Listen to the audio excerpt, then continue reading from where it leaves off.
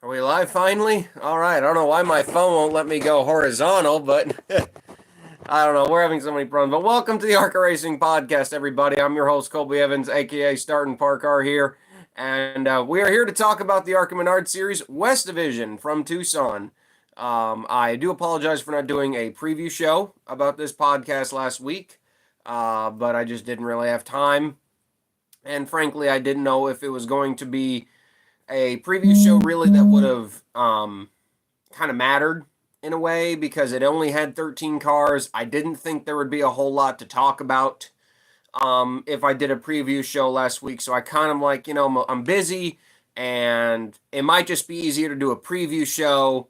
It might be easier to do a preview show and a review show at the same time. That way we have more to talk about and we have a longer podcast. And boy, do we have a lot to talk about. This was probably one of the best ARCA Menard Series West races in a long time, and it really goes to show you that, in ARCA races and in racing in general, quantity or quality over quantity, I think is one of the biggest examples you could, or biggest quotes that you could really talk about with this race. Was the fact that we really had quality over quantity this weekend. Originally, we only had 9 cars that were going to be at the race.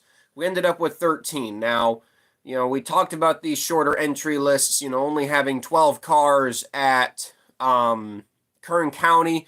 Obviously, Phoenix had a bigger entry list, mainly due to the addition of the ARCA Menard Series main division. ARCA Menard Series main division. I was hoping we would get a bigger car count, but obviously that has not been the case. Only 13 cars for this one. Thankfully, we had a couple of extra ones show up. Even Tim Goulet, Rise Motorsports from the main division, actually showed up for this race. But yeah, that didn't matter. We got a banger race, an unbelievably great race. Absolutely awesome. Words cannot describe it. I'm not, some people can call me a shill.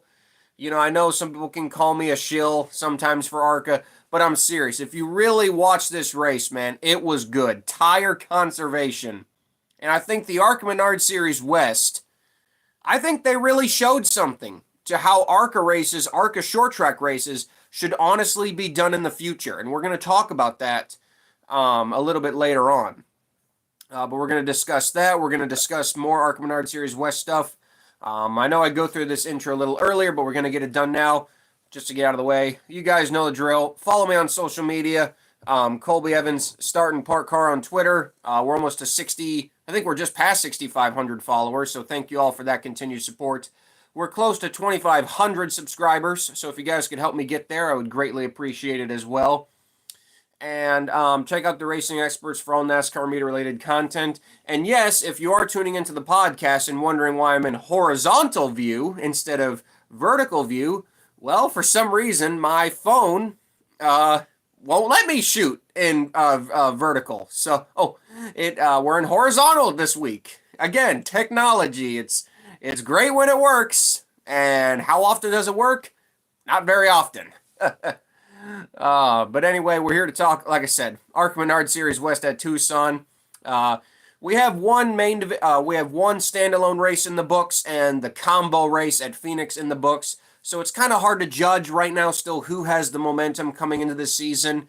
We did see that really thrilling finish at Kern County between Trevor Huddleston and Kyle Keller, with Trevor narrowly getting the victory. There. The biggest, I think, eye-opening of 2025 so far has been the Jan's towing operation. Obviously, they came around a couple years ago, really started making their strides. Last year, they were really competitive at one of the Irwindale races, nearly won that one. And, talked to Jan in the offseason. He's really improved his program. And, they got 2 really good drivers, Robbie Keenly and Kyle Keller. And I think they're easy championship contenders. And it showed again. Kern County showed again at Phoenix too, and this one as well. Obviously, only 13 cars. Notable absences: Adrian Ferrer was not in the 3. Todd Souza did replace him in the 3.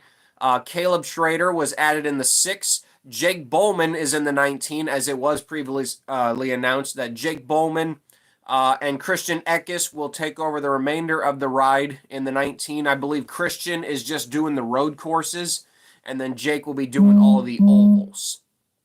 Tim Goulet, obviously, in his 31 car.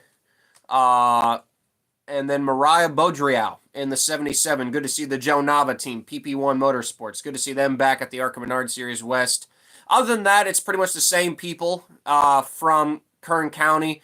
You know, I said Robbie Keenley in the 1, Eric Johnson Jr. in the 5, Tanner Reif in the 13, Trevor Huddleston in the 50, Blake Lothian in the 51, Cody Dennison. You guys might know him from the main ARCA division and the Truck Series division. He was in the 72. And, of course, good old David Smith in the 05. So, like I said, not a big field by any means. Only 13 cars. And I'll admit, my expectations were not very high. They weren't. And I don't think really anyone had super high expectations, because we've seen the ARCA Menard Series West have these short fields, and the races can be hit or miss, and some of them can be extremely boring. Let's face it, that does happen. And I'll admit, I did not have the highest hopes coming into this race. I really didn't. You know, I wasn't really overly familiar with Tucson. I know the track is quite old. There's one thing the track really has, it's old. The Truck Series ran here in the 90s. They actually ran in the first 3 seasons of the Truck Series. They ran in the NASCAR K&N back when it was called the K&N West Series, or in the Camping World Series. They started running there in the 90s, left after 2001, and then they came back from 2015 to 2019. They would actually do double races at Tucson. They would do one race, and then they would do a second race right afterwards. So I thought that was one of the more unique things that Tucson gave the K&N West Series, was actually they would do double races. I think that is one thing the West Series could bring back. I would actually be in favor of that, you know, to extend their schedule. I'm not sure the teams would really mind that. I actually would like to see something like that return to the West Series. Not gonna lie, I would like to see the double races return. I really would. Just shouting that out there. But yeah, the track's been around for a long time. It was great to see it return to the ARCA Menard Series West schedule for the first time since 2019. Obviously, the pavement's gotten 6 years older, so the pavement's even more wore out. They did have a pre-race practice on Friday, which I do believe, I think all but one team participated in that pre-race practice. I don't believe the 72 participated. I think all other 12 cars did, to my knowledge. Maybe the 72 did. I don't know. The last time I checked the race monitor app, only 12 cars had participated in the pre-practice session. Again, not required. It's not required. It's just something the ARCA Menard Series West does. It's an optional practice. You don't have to participate. There obviously will be a practice session, or was going to be a practice session for them to use on Saturday. So I wouldn't be shocked if some people just decided to just go ahead and wait till then. Obviously, we'll just fast forward to the actual practice session, not the pre-race practice session. And like I said, all 13 cars obviously took laps.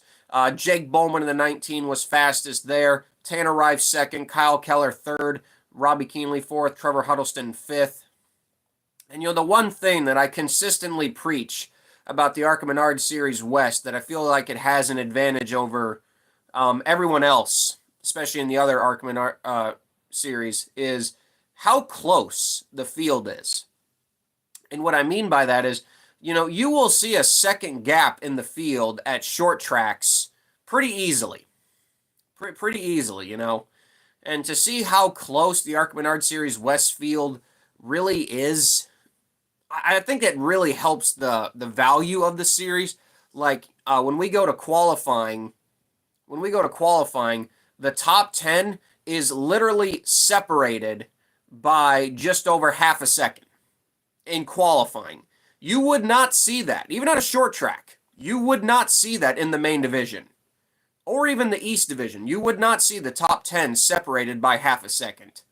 You know, you just don't. The 18 or the 28, they're just so much, better, or whether it's a Venturini car, they're just going to be that much farther ahead of the other cars in the field.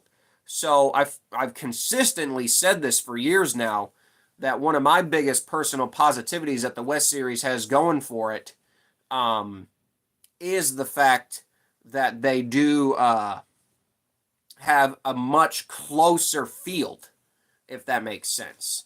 Obviously, we did have some other slow cars like David Smith. He was a little bit slower. Mariah was pretty off the pace, and so was Tim. Like I said, like I said, we only had 9 guaranteed to show up. So I do wonder. I know the 31 was probably called to show up. The 77, I believe, was called to show up. Not sure who else would have been called to show up, but I know we only had 9 on the original entry list. But anyway, that's besides the point. Jake Bowman won the pole again. Well, not won the pole again. He was just fastest again, is what I meant to say. So come race time, and again, I'll be honest with you guys. This was a 13-car race. I honestly was not expecting much. I really wasn't. I just, same thing going into Kern County. I personally was not expecting much coming into this race. And thankfully, it could not have exceeded expectations. I was blown away at what I was seeing. So, we get the race going. Trevor Huddleston gets the jump on Jake Bowman, gets the lead early. And, similar to what we saw at Kern County, a lot of the competitive cars kind of dropped back at the beginning. And it was kind of surprising. Like, you saw, not that, seeing Trevor Huddleston up front isn't normal, but you saw cars up front that you wouldn't almost necessarily kind of expect, as the laps went on. Like, obviously, the first, 10, 15 laps, you're seeing the normal West Series regulars that you would expect to run up front be up front, like Trevor Huddleston, Kyle Keller, Jake Bowman, Tanner Reif. But then all of a sudden, here comes Todd Souza. And it's like, this is nothing against Todd Souza, but he's been the better part of, kind of a field filler car to his teammate, the number 13, obviously. Obviously Todd, he's just kind of out there, he hasn't really ran for wins. He's just kind of out there, while as the 13 has been the primary Central Coast car. So, here comes Todd Souza for the lead. Kyle Keller eventually passed Trevor Huddleston, and then here comes Todd Souza like a house of, fire. And I'm like, Todd Souza is leading an ARCA Menard Series West race in 2025. What's going on here? I loved it. And then not only just that, here comes the Strike Mamba team, Blake Lothian and Cody Dennison, coming out of nowhere. And it's just like, what's happening here? Are all the usual fast guys, like, are they just crap this week? Like, what's going on? The thought had never occurred to me that, oh yeah, they don't do race breaks in the West Series. They don't do race breaks in the West Series. So, tire conservation. These guys were not pushing at all. They were running the first half of the race pretty conservative. They were running a conservative race. They were not pushing hard at all, because this was a track that tears up tires. Obviously, like I said, it's a really, really old surface, wore out surface. I mean, if you saw pictures of this surface, it's in rough shape, but that's good. That makes for fun racing, obviously. But we were literally at a point where we had Todd Souza leading and Cody Dennison and Blake Lothian in the top 5. And I'm like, what are we watching here? I love it. What are we watching here? We got Cody Dennison running down, Todd Souza for the lead, Blake Lothian, I don't know if it was like 4th or 5th or what. And I'm like, this is awesome. And the thought occurred to me, like, man, could Cody get a win? Could Strike Mamba get a win? That'd be cool. Like, I just was blown away at what I was seeing. But the thought, again, had not occurred in my mind that, oh, are they just pushing hard, whereas everybody else is conserving for the first half of the race? That thought didn't occur to me until we eventually saw the top teams decide, okay, here we go now. and the guys who pushed early started to fall back.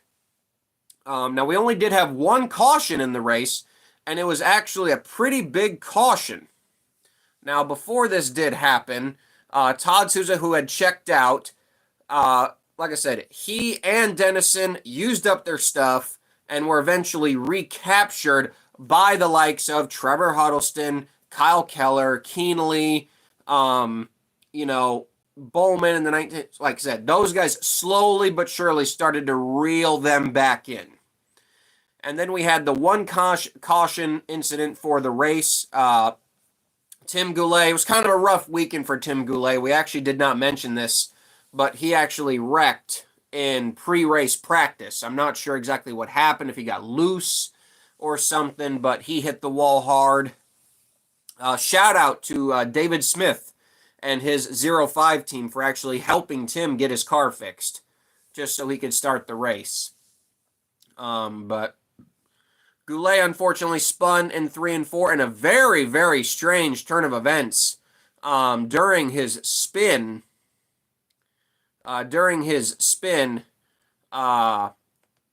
thought they had made contact, but for some strange reason, the number 3, I guess he went into the corner too hot, and he hit the outside wall. Second place Todd Souza hits the outside wall. And I felt bad for Todd because that pretty much killed the right front on his car. He had too much camber now, and so his car was going to turn like crap. And so that kind of took all the fun for that out of the sails. But that was the one caution. We went back going green. Obviously, the tire cooling did help guys like Dennison and Souza, even though Souza's car was pretty much damaged to the point where he wouldn't be competitive. But it did help the guys like Dennison and the 51 who were pushing early. The tires got a chance to cool. But unfortunately, the damage had been done.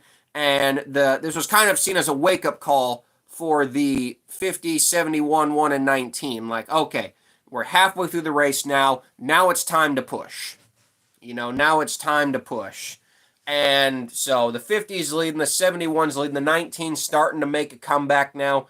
Meanwhile, I'll give credit, Tanner Reif. Sorry, I'm still getting kind of confused. I'm still used to calling Tyler Reif in the 13, but it's actually Tanner this year. He's still in conservation mode. The 13 is still in 6th, 7th place. He's not pushing it at all. And neither is the 5. So here, out of nowhere, Eric Johnson Jr., who, to his credit, he didn't have the best year last year. He kind of had a rough year in the 19 last year. Didn't really have any luck. He's with a new ride, Jerry Pitts Racing. And here he comes out of nowhere again, just like the 3 did, out of a box. He was tire conserving even better. And he takes the lead. Yes, Eric Johnson Jr. takes the lead. So I was just abundantly shocked by that. I'm like I said, what is going on? We had Todd Souza leading the race earlier. We had Cody Dennison running second. The other Strike Mamba entry of Lothian running top 5. Now we have Eric Johnson Jr. taking the lead. This is a 13-car race, and we're seeing more lead changes and just than I ever thought we would see. I love it. This was great. I'm like, wow, I'm shocked how great this race has been for only 13 cars. And the 5 finally gets the pass done. He had to use up a lot of tire to get it, yes. And, honestly, I thought for a second, like, man, are we about to see an Eric Johnson Jr. win? But then, again, tire conservation. I cannot say that enough. Here comes the 19, and now here comes the 13. And it unfortunately it bit the 5. You could say the 5 just went a little too early, and unfortunately the 50 was so strong that you could say the 5 really had to use up a lot of his tire and a lot of good that he had left in that car to keep himself in front of the 50. Which did allow, again, the 19 and the 13 to keep conserving and then closing. And like I said, it bit the 5 By this point, also, the 3 had gone multiple laps down, and Cody Dennison, he told me, and you've seen pictures of his car, I'm sure, he had corded the right front. He was not, the last couple laps, he told me, were not the most fun out there because it felt like the car was on a ragged edge. But yeah, it was unbelievable. So then here comes Jake Bowman. He gets up to the 5 and passes him with ease. Again, Jake, he has conserved tire. He gets past him, and I'm like, okay, here we go. BMR is going to get number 100. They've been chasing. They're at 99 wins. Bill McAnally's West team is at 99 wins. They are trying so hard to get number 100. The team has not won a West Series event. I think it was Cole Moore was the last winner for Bill McAnally Racing. So they have not won in a long time. I don't even know how many in the chat recognize the name of Cole Moore. I wonder where he is nowadays. But yeah, so Bowman takes the lead, and then out of nowhere comes Tanner Reif. And, the 5 is still in this too. We literally have a 3-car battle. They are separated by all less than a car length with 4 laps to go. And here comes the 13. He timed this to perfection. With 5 laps to go, he finally decided we're going to run as hard as we can. And he takes the lead 3 wide at the white flag. You couldn't ask for anything else. The 5, he's giving it all he can do, and he's side by side on the last lap. Unfortunately, Tyler's car was just better turning, and coming off of turn 4, the 5 couldn't hold it. Tyler Reif wins. Tyler, again, I did it again. Tyler Reif, Tanner Reif. Ugh. I've literally done that twice now. Forgive me, folks. It's confusing because I'm used to saying Tyler. It's Tanner now. But Tanner Reif beats Eric Johnson Jr. He only led the last 2 laps. Jake Bowman 3rd. An amazing finish. And it was clean. No beating and banging. Clean racing. Hard fought to the win. That was awesome. It really was awesome. I cannot put into words how great of a race that was. For 13 cars. For 13 cars, 0 expectations. I was thoroughly blown away. And I love that. I absolutely love that. Kyle Keller, he recovered to 4th place. Trevor Huddleston, again, he burned up his tires. He fell victim too. He fell back to 5th. Caleb Schrader, 6th. Robbie Keenely, 7th. Todd Souza, 8th. Like I said, Blake Lothian in 9th. Cody Dennison in 10th. They just used up their tires too early. And then Mariah Baudriau and David Smith were kind of just field fillers. 11th and 12th. And then poor Tim Goulet, he was in and out of the garage all night. Eventually retired after 104 laps and finished 13th. Easily, I would say, outside of Daytona. I did enjoy Daytona, despite the wreck fest that it was. I still enjoyed it. This, by far, was the best ARCA race so far of 2025, in my personal opinion. And this covers all 3 divisions. You guys might have a different opinion on that, but I thoroughly enjoyed this race from start to finish. And I want to talk about something that I think could really benefit. And, I'm not sure how many people are honestly going to see this podcast. But I really do think the point needs to be made.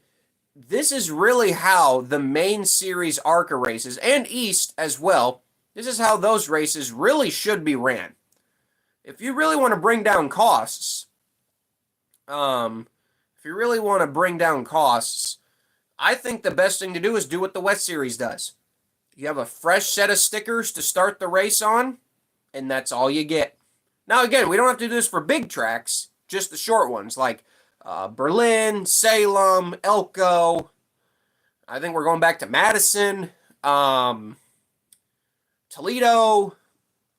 I think that would be really beneficial to the series. And like I said, you'll be like, oh, it's still going to help the 18. Will it, though? Flat Rock, yeah, Flat Rock too.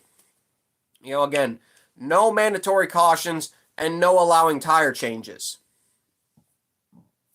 I think, number one, it would really test the drivers of those competitive cars, like the 18, tire conservation. Because the 18 could go, balls to the walls for the first 125, 150 laps.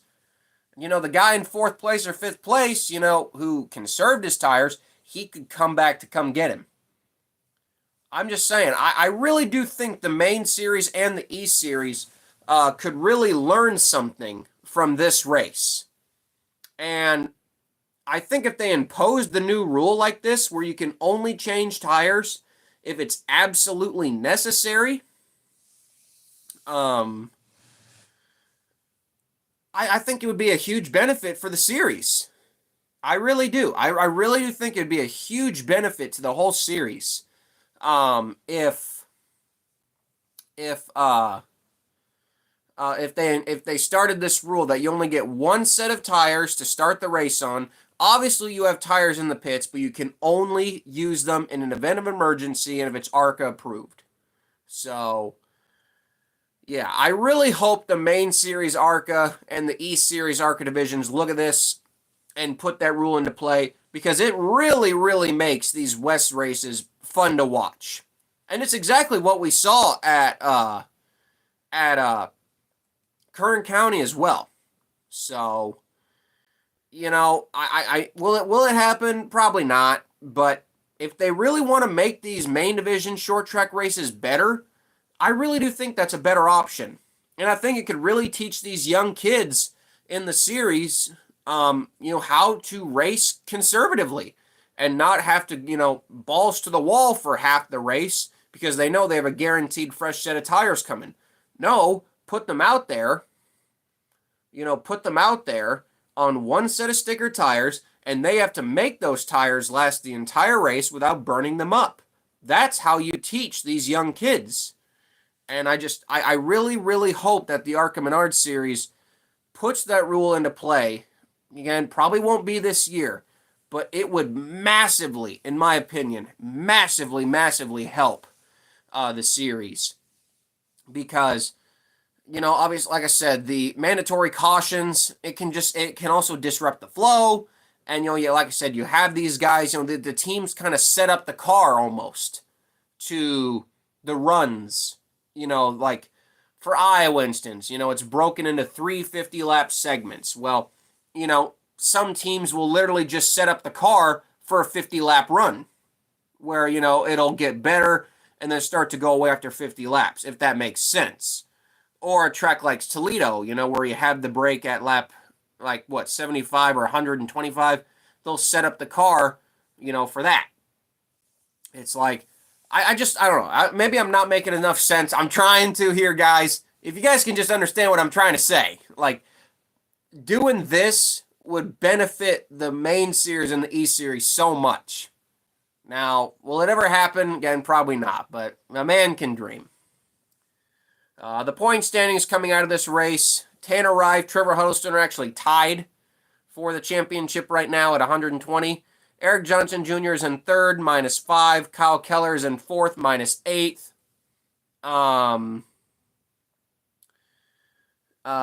He's actually tied with his teammate Robbie Keenley in fifth, who is also -8. Cody Dennison in sixth, -22. Blake Lothian in seventh, -25. And the final full-time driver, David Smith, in eighth, -39. So your championship contention right now, definitely in good strides. Tanner Rife, obviously the Central Coast team is very strong. Trevor Huddleston, we know he's always very strong. Eric Johnson Jr., Kyle Keller, Robbie Keenely, I would not count them out at all. Like I said, we know how good the Jans towing team has been. Eric Johnson Jr. and Jerry Pitts, that team, they can be hit or miss. They can be hit or miss, but, it's runs like this that show that you shouldn't count them out.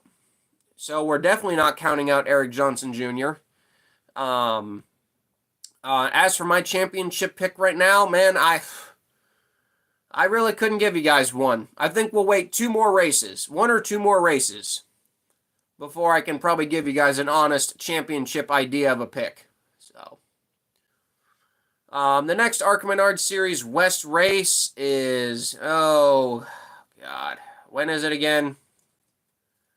It is at Colorado National on May 24th. So we do have a little bit of ways to go until the next one. Obviously, the next ARCA Menard Series event in general will be Rockingham. I wished I could have gone. Fortunately, it's didn't work out, which I kind of hate, but, can't have everything, sadly. And then Talladega the next week after that. So some fun races coming up. I do hate to end the podcast on a sad note, but we do have to bring it up. We lost. We did. Oh yeah, that's right. The Joe Nava team. Thanks for bringing it up in the chat. We actually this I guess is in part of some sad news, but we'll get to the other stuff in a second. The 77 hauler was actually involved in a crash. Coming home from the Tucson race. So prayers out to the 77 hauler driver, hoping that he was okay. And hopefully the team didn't have too much damage. I mean, that team went through a rough last year, crashing so much of their equipment that they had to skip some races. So I really hope everything is not terrible, because Joe, I love the guy, but he's been through so much. Yeah, he's been through so much in the last year. So I just hope everything gets better for Joe Nava and the PP1 Motorsports operation, because, they're a good little team. You guys might remember that Takuma Koga ran for them back when he ran the 77 before he went to Jerry Pitts. The team's been around for a while. They're a good team. So I just hope the hauler's not destroyed, and I hope they can get better. Get it all fixed up and better by the next race. So just prayers to them. But the real sad news I did want to talk about was a great friend. A great friend was lost in the NASCAR family and the ARCA Menard Series family as well. Shige Hattori, unfortunately, we lost him over the weekend. So I hate to end this podcast on a sour note, but I wanted to talk about him for a moment. Shige, he was well known in the Truck Series garage, but I feel like a lot of people don't really realize that he had a long mainstay career in what was then the ARCA or the NASCAR Can-Am Pro Series, I should say. Fielding cars for guys like Michael Annett, Miguel Paludo, Matt DiBenedetto, Max McLaughlin in 2020, Austin Hill for a couple of races, Brett Moffitt. He even Ross Chastain drove, I think, a couple of West Series. He was heavily involved in the ARCA Menard Series West, just as much as he was in the Truck Series. He was a great friend, still so young. You talk about, people dying young these days. I mean, the guy was only, he was only 61. And I know that sounds old, but it really isn't. You have all these old people doing so many amazing things nowadays that 61 is still considered young. So it's just so sad that we lost him so early, and he's just a great character. I met him twice in the truck garage, only very brief interactions. I just saw him walking, so I just stuck my hand out, shook his hand, just, hey, I'm a big fan of your team. We had a family friend, drive for you, Brett Moffitt, family friend, winning the championship with you in 2018. I just wanted to say, I'm a big fan of your team and all that. And I treasure that now that I got to have those two brief interactions with him. Great guy both times, but he will be dearly missed in the Truck Series garage, and just in general. He was not just involved with NASCAR, sports cars, Indy cars. I mean, this guy was all over the place as a driver, as an owner. I mean, he really did a lot more than I think what people really realize. He competed in the Indianapolis 500 a couple of times. Obviously he actually ran some NASCAR races himself. He drove the 9 truck. I believe 2005, I believe it was. So he did a lot. He really did do a lot in racing, and it's just it ain't gonna be the same without him. And I don't want his memory to be forgotten. So I wanted to talk about it on this podcast. I didn't want to start out the show. I wanted to dedicate the end of this podcast to talking about Shigi, but we'll miss you, buddy. R.I.P. Thanks for all the memories. Probably one of my favorite memories is the race he had with Timmy Hill at Bristol in 2019, where Timmy finished 7th. It's one of my favorite memories of Hattori partnering with Uncle Carl, and all that. But we're really gonna miss you, Hattori. We're gonna miss you, Shigi. I love you, buddy. And yeah, so not the best way I wanted to end this podcast tonight, but sometimes it's just how it goes. We're gonna miss you, Shigi. 61 years old. You're taken from us too soon, pal. So again, as for the ARC Racing podcast, our next episode will be the Rockingham preview show. I think next week. Next week? I think so. I'm trying to get my math right. I believe it is next week. So, but anyway, that'll be the next episode for the ARC Racing podcast. Tune in till then, and just keep the family of Shigi Hattori. Cody Dennison's in the chat. You came in right at the end of the show, Cody. Anyway, Cody Dennison's in the chat, everyone. He drove the number 72. Drove this number 72 car up to highest second place. But yeah, Cody, we're at the end of the show. We already talked about you. Hey, don't worry. I didn't say anything negative about you. I did not. I didn't say one word negative about you. Trust me. So, you can even go back, and if you want. Yeah, I know you wanted to lead some laps. I did too. So you can even go back and rewind it if you want. So, but anyway, guys, I'm going to get out of here. Again, keep the guys who worked at Hattori Racing in your prayers. Keep the family of Shigi Hattori in your prayers tonight. And just don't be afraid to make a tribute post about him, because we lost a good one in the racing community. So, to everyone who watched tonight, thank you. Again, sorry about my camera being horizontal instead of vertical. I still don't know why my phone did that, but this is how we had to do the podcast tonight. So now you guys get to see even more of my toy collection, which is, again, way too much. I don't collect anymore. But thank you all for watching. We'll see you on next week's podcast. I give you all the goodbye salutes, and take care, y'all. Have a good rest of your Tuesday night. So long. If I can figure out how to turn this off.